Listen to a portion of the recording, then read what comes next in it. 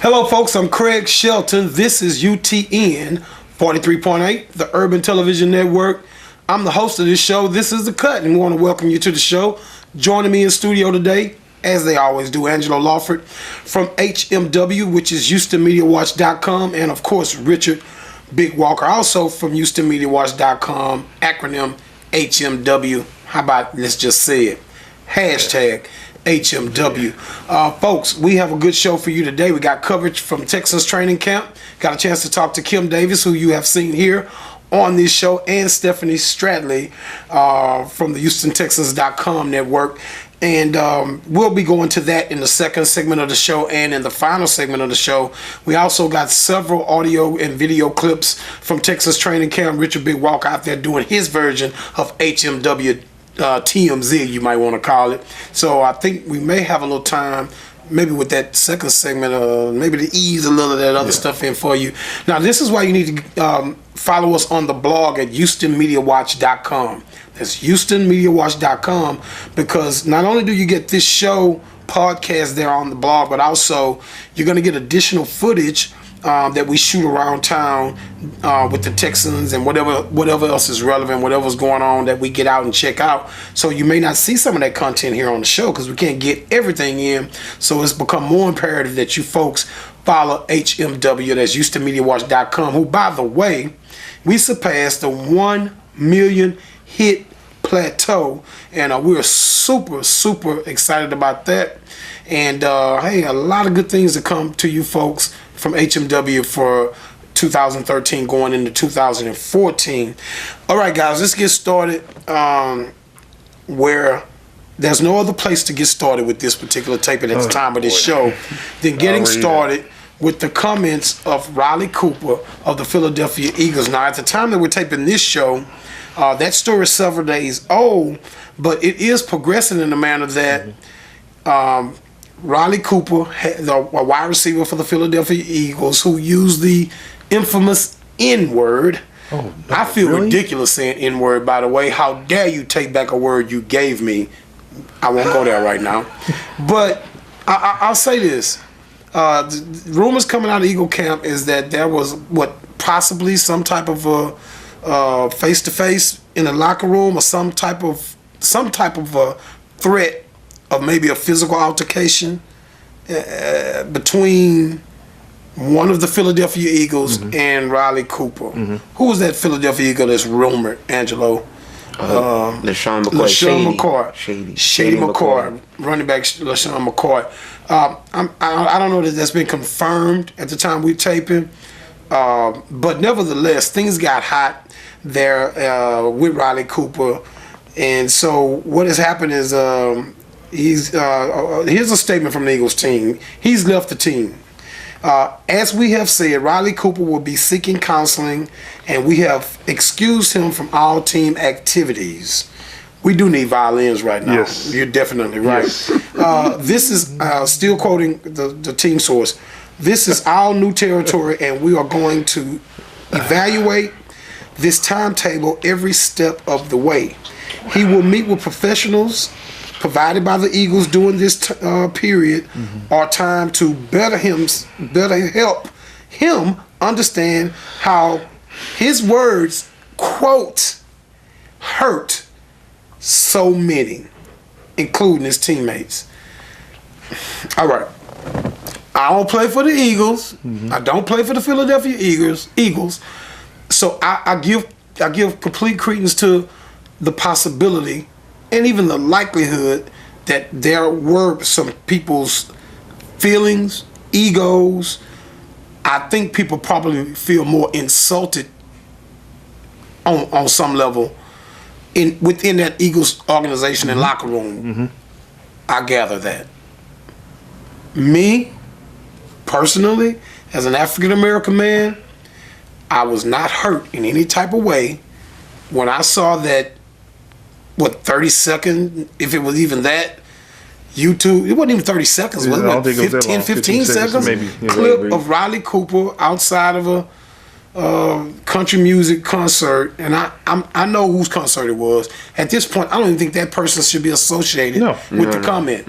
Because from what I hear from country music fans is that particular artist and his crowd is not that hardcore country type of crowd where that type of culture is more likely to exist in greater numbers than in this particular artist's concert.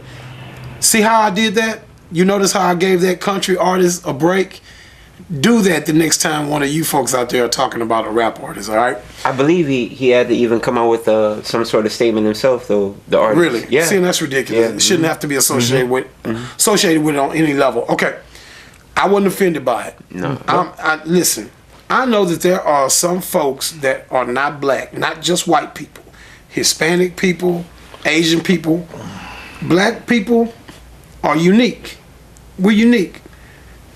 We're the only race on earth that receives the type of venom that we do toward us from so many other different colors of skin. So we understand who we are as society. We're educated folk.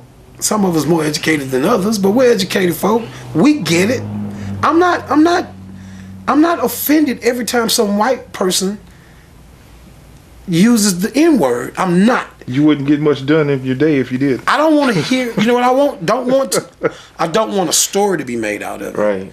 I don't need a story to be made out of it. But that's just my take. Richard, welcome. Oh my goodness. Well, first and foremost, this is my whole take on the entire thing. How does the fact that he used this comment, and personally, I noticed that he did it at a safe distance. He was in a safe environment. There weren't too many ends that he had the ability to fight anyway, because he obviously wasn't in the presence of many of them to begin with. It wasn't a lot of brothers around. If you want to impress me, go to the Essence Festival and make that same comment. I suspect the response will be a little bit different. Go to the Kappa Beach party. Now that you want to be a badass, go there and make a comment. Then let me stop feeling on her booty and put my camera down and address this boy. Yeah, then I suspect that the response will be slightly different. Right. But I think it was just he had one of those idiot moments.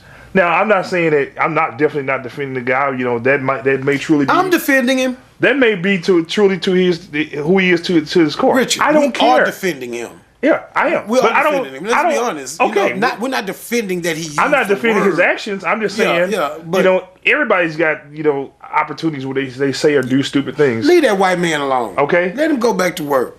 The fact that here's the facts. He had an idiot moment. It came out. It doesn't impact anything that he does on the field because, like it or not, he's still a member of the Eagles. Personally, I don't think he's a very good football player to begin with. He's somebody that I don't think we're going to even be talking about in a year or two unless you're going to be following the Canadian Football League or something. I don't expect he's going to be an NFL player much long, even had he not made the comments. He's one of the guys that should be thankful to God Almighty that Jeremy Maclin had the injury. He might get a high five from team owners if he go to the Canadian Football League. I mean, he's a non-factor. How about one of them European soccer leagues, man? Those races. He go over there. Welcome to the team. I mean, he's not someone that I would even invest the time in. Angelo, let me ask Angelo this. I heard this, and this is a football angle on it. I heard folks say, well, and we'll get to your ass, Michael Vick. Trust me. Well, boy, he's a wide receiver, man. He's going to be in trouble with, these hard-hitting safeties and cornerbacks. What do you think about the payback theory folks have thrown out there a little bit with defensive backs really putting themselves at risk of probably accelerated fines in Roger Goodell's mind if he believes, or the NFL believes, that some of this stuff happens and it goes to the second level because of his comments. What do you think about that? I know it's understood that Goodell actually took a step back and said he's going to let the Eagles handle it. But I think before the season starts, I think it would be prudent for him. I think it would be responsible for him if he did sort of send out a mandate to teams to say, hey, look, we understand that there is going to be this factor of Riley Cooper. You do that in writing? I think, or do you do that?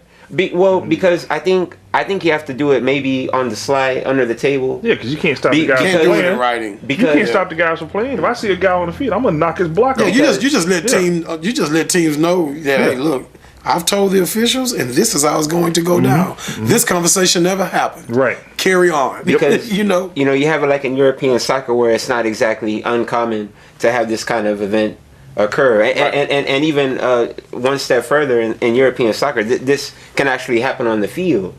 On a commonplace. This had nothing to do with football per se, because it didn't happen in the field of play, and it happened during the spirit of the game or anything like that. And so I think the NFL, NBA, Major League Baseball, NHL, MLS, this is something that's actually kind of new, at least in this generation of player. So I don't even know how you would go about addressing this situation since it's very uncommon. I think kind of like we jokingly said. Yeah. I mean, you do it in the most firm, unofficial manner, but make it very official. Yeah, he has to do understood. It. He has to do it. Look, folks, what we're going to do, we're going to talk about this a bit more in the third segment of the show.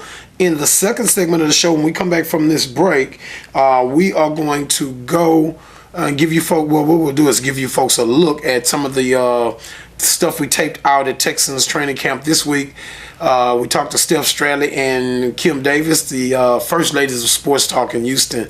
So we'll get their thoughts on the Texans with training camp and just see what those ladies think about it a little bit. And also we're going to touch up on social media when we come back in the third segment of the show. And we'll find out, we put a little question out there on Twitter and Facebook asking, were any of you black people on Facebook and Twitter hurt by the Eagles' Riley Cooper's racial slur? And we'll let you know what people said on Twitter and Facebook. Can't read them all. We had a bunch of responses in a real short period of time on this one. So hang in there. We'll be right back with a little bit of Texas training camp coverage, HMW style. We'll be right back.